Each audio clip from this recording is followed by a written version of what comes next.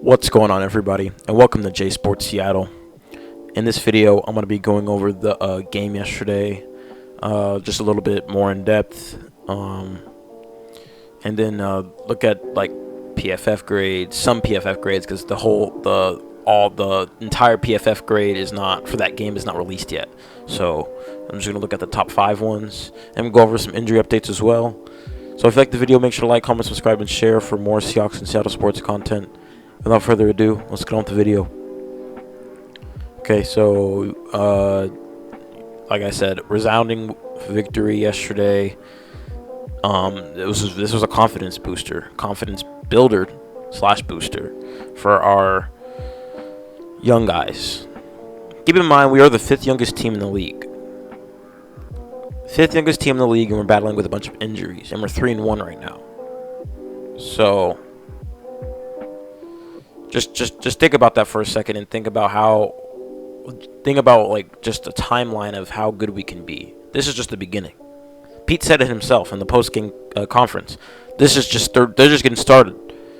I mean, they're still learning. They're still piecing it together, and it's starting to come together. It really is. Like we're really starting to show that we're the real deal. Now we have to go put it to the test in Cincinnati after the bye week, but so far we've looked good. Like, even though the Giants are bad, I get that, we still took care of business. If it was a close game and the Giants were in it the entire game, then you could say that, that we aren't looking too hot. But we absolutely dominated them. And that's what you're supposed to do if you're a good team. You're supposed to dominate the weaker teams. But even then, you can argue they're not even that bad because they were in the playoffs last year. So, but like the defense is going insane right now. Like, look at this. Let's see here. We only allowed 3.9 a carry, which is insane. That's awesome. Yeah, I know they 112, 20 put on on 30 carries, so that's good. 3.9 a carry is good. Didn't really have a big play. What I consider a big play is 20-plus yards. We haven't allowed a single 20-plus yard run this year, knock on wood. So that is awesome to see. We limited Daniel Jones to a 22 QBR and a 67 passer rating. Absolutely like 200 yards in the air. Perfect. That's because we were getting pressure on the quarterback. Then again, their O-line is trash, but then again, they got hurt. But in is trash, but our O-line got hurt, and we only allowed 2 sacks. So we only allowed 2 sacks and 3 quarterback hits, while we sacked them 11 times, had 10 tackle for losses, 4 pass deflections, and 14 quarterback hits. So it was just a team diff. That's literally what it was. And if you look at the average age, and the average age matters. The average age matters. Because you can gauge on whether they have a lot of on the experience they have. Like the Niners are one of the more older teams in the league. Same with the Eagles. The Chiefs are getting up there, but we're like I said, we're the 5th youngest team in the league, and we're still learning. And this is still a young team. All those teams that are good are usually the older team. Like I said, the Niners are older, the Chiefs are older, the Eagles are older. Those guys, even the Lions are older. Those guys are older. On the older scale, on the older side, so they have more experience in the league. Thus, there's a correlation between age and performance of the team as a whole. So, and we're just getting started.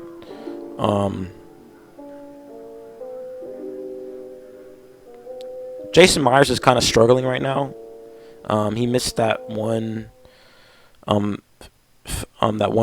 Field goal from 50, was it 55? Those are normally money for him, but he shanked it hard. Or he didn't shank it, but he pulled it left. Pretty far left, too. So I hope he can fix whatever's going on, because we're going to need him in clutch situations. So, but he did make 1 or 2, so I guess he did make a second one, but it was like a 34-yarder. I really want to see us to get JSN involved more, man. We're not even targeting him. Like, I mean, he's 6 targets. It's not bad. But when you have like when you have multiple tight ends in to try to block, and Gino needs to rely on his vets more because he knows he might not have as much time in the pocket. He can't go to his third, fourth options as much as, because right now Jason is like maybe the fourth or fifth option, because he has K9, he has Metcalf, he has a Lockett, he has a tight ends, he's got Fant. He's relying on those veterans that are always there for him, and Jason will get his moment. It's okay that he's having he's not really doing much right now. It's because he's on a stacked offense. I mean, if you look at all the other wide receivers that are in the league right now, like Addison is already a wide receiver too, because they have no other good wide receivers outside of Justin Jefferson on the Vikings. So Addison is automatically a wide receiver too, so he's going to get more targets because they're going to be relying on him more, because they don't have as many weapons. That's what happened with Jamar Chase. He became wide receiver 1 eventually. I mean, he was drafted but they drafted him for that reason. So I guess that doesn't count. But actually no. Yeah. Because that team wasn't stacked with wide receiver talent, so he was going to be wide receiver 1. So that does count. Sorry. Like there's more examples of teams of wide, like on the Ravens, OBJ got hurt, so Zay Flowers is going to go crazy. What is it? Mike Williams and the Chargers got hurt, so they're going to be relying on Quentin Johnston more. It's just that we have so many players, Lockett, Metcalf. We're relying on those guys because they're vets, and we have, like I said, we have backup offensive linemen who are doing well. Don't get me wrong, they're doing well, but they got it done, and hopefully they can get the starting O lineman can be healthy for after the bye week. But yeah, like I said, we're really young. We're still working on it, and yesterday I said the offense had an okay game. You can't really blame anything on the offense, because all the starting O-line went down. Literally, Evan Brown had to move from center to left guard because Damian Lewis twisted his ankle. Olu had to come in and start at center. He did an amazing job. He did he had like an 80. I saw he had like an 80 point something pass block grade. He went insane. He's showing why he was the best center in college. But yeah, we had entire backups basically. Evan Brown was the only starter left. We had Forsythe at left tackle. Evan Brown had to move to left guard. Olu started at center. Bradford came in. Olu didn't start at center, but Olu came in at center. Bradford started in, and Curran was playing. So we got 2 rookies holding it down. That's insane. That is insane. And Gino got hurt too, so you can't really blame him for this performance. He missed missed part of the game, and he still put up a near 100 passer rating. It's because he didn't turn over the ball. He delivered when he needed to. So you can't really, the offense, as much as the offense didn't look as much as it did like the past couple games, it's because we are reeling right now, and we're hurt. So once we are healthy, the offense should be able to pick back up. And you saw Shane Waldron was pulling everything. He was kind of toying with him, with the not necessarily toying with him, but he knew how to adjust. He knew how to adapt, and knew when to play a more conservative offense compared to last week or in Detroit, where we're playing a more aggressive offense. We were playing more conservative, and it paid off because we allowed our defense to have their game. We allowed the defense to do their thing, and by allowing the defense to do their thing, it helped the offense a bit more, because we didn't turn the ball over, and that is perfect. That is what even if you don't have a good day on offense, if you do not turn the ball over and your defense is there, which it was today or yesterday, you're gonna win games. Turnovers win games. We had 3 turnovers to 1 or to none. You're gonna win games like that. So solid. I think that you can't really, as much as overall point, as much as the offense didn't look as good as it did the past couple weeks, just know that they are reeling right now, and they are unhealthy. Gino was limping. entire O-line went down. So, and they still pulled it out and didn't turn the ball over, like I said. So that's the most important part. And Drew Lock showed he had potential. Showed he's good. He's fine. He led us on a touchdown drive. So I'm really happy to see that. So, but moving on, we're gonna go over to our highest graded Seahawks players against the Giants yesterday. Bobby Wagner, man, he had that he's still playing at an All-Pro level. Like 17 tackles. He had 9 solo. He had 2 sacks, 2 TFLs. He's 33 years old, if he's not already 34, and he's still playing like this. Like I said, I don't know why we cut him last year, but I'm glad he's back, and I think he can still play like this he's still playing like this, and I think he can still play like this for the next couple of years. So I said we got to re-sign him, and he's gonna retire a Hawk. So either way, it's a win-win. With Evan Witherspoon, 90.9. That is also All-Pro level. And Uchenna Nwosu, All-Pro level. Noah Fant, that's an All-Pro level. Jordan Brooks, that's a Pro Bowl / All-Pro level. Like, that's insane. These guys are showing up over and over again. Witherspoon showed up. Uchenna's been showing up. Noah Fant's been showing up. Noah Fant's been having a career year so far, I feel like. And Jordan Brooks is going insane this year also. So I'm glad to see that these guys are stepping up. Everybody on the team is getting a chance to shine, which is awesome. And I know guys like on the defense like Jaron Reed, Mike Jackson. Not Mike Jackson. Mike Jackson had an okay game though. So but they didn't call his name, and that's a good thing as a cornerback. Mario Edwards had a good game, so I feel like he's gonna have like a 70+ grade. Cameron Young had a not bad game, so I feel like he's gonna have like a 65, 70+ game. Jaron Reed, same deal there.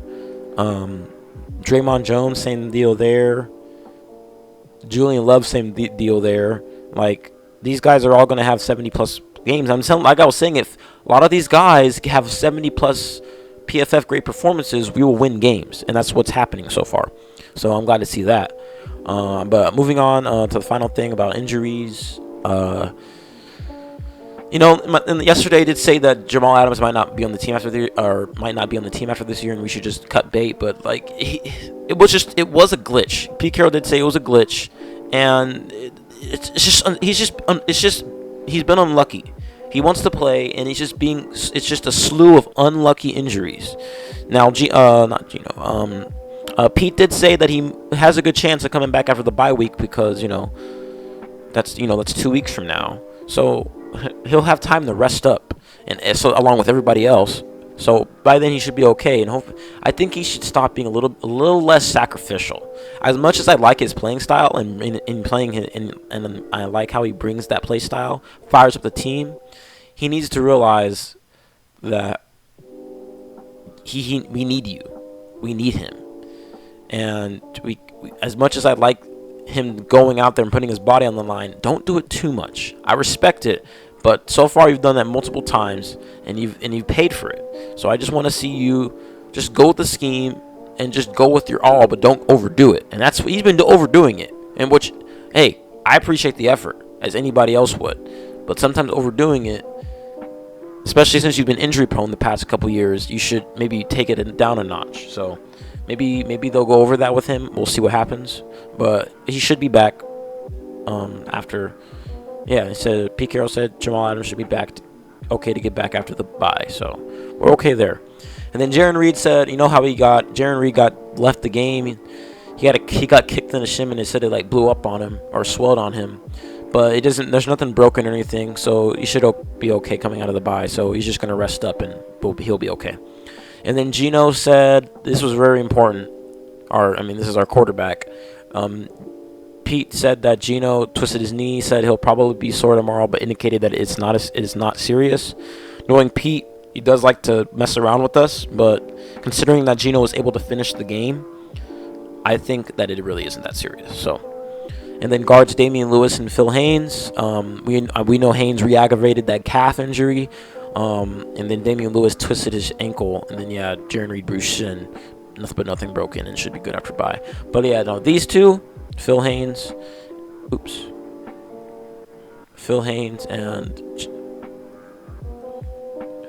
I know why, because I guess it automatically opens the link. Phil Haynes and Damian Lewis. I mean, we have 2 weeks, so that could be enough time. It depends on how bad Damian Lewis twisted his ankle. If it's just a normal sprain, 2 weeks should be good. But if it's a high ankle sprain, that's rough, especially for a big man. So, not good. So we'll see what happens there. But hopefully 2 weeks will be enough to help Phil Haynes heal his re-aggravated calf, because we do not want to have him go out.